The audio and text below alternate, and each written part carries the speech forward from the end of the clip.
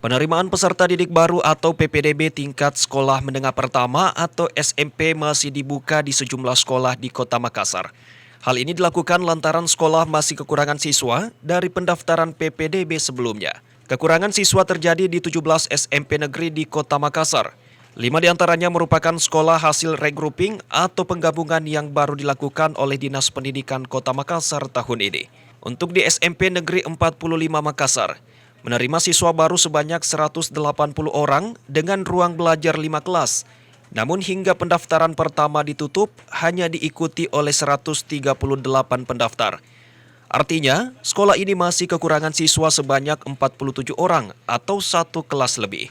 Wakil Kepala Sekolah SMP Negeri 45 Makassar, Yasin, menyebutkan minimnya calon siswa yang mendaftar di sekolah ini dikarenakan SMP 45 sudah pindah lokasi selama 2 kali tanpa informasi resmi dari pihak sekolah. Sehingga lokasi SMP 45 yang saat ini berada di Jalan Timur kurang diketahui masyarakat. Umum, kenapa? Karena itu kan sudah tertutup. Karena kita harus penuhi sesuai dengan jatah yang diberikan. Kalau itu mau diharapkan kapan? Berarti tidak ada siswa. Jadi kita harus buka secara umum. Jadi siapa yang datang kita layani dan tidak ada batasnya itu. Nanti kalau sudah penuh kita tidak bisa lagi. Itu saja. Sama dengan tahun lalu. Kalau kita mau tampung-tampung kapan selesainya? Sementara kita juga ya harus diatur ya sekian kelas, sekian ya, kita susul lagi anak-anak.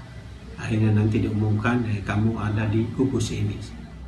Pendaftaran ulang yang dibuka pihak sekolah tidak diberlakukan sistem 3 jalur sesuai dengan PPDB sebelumnya atau terbuka secara umum, dan hal ini dilakukan untuk memenuhi kuota penerimaan siswa yang telah ditetapkan. Musdalifah Lestari Rauf, Fajar TV dan Fajar Radio melaporkan.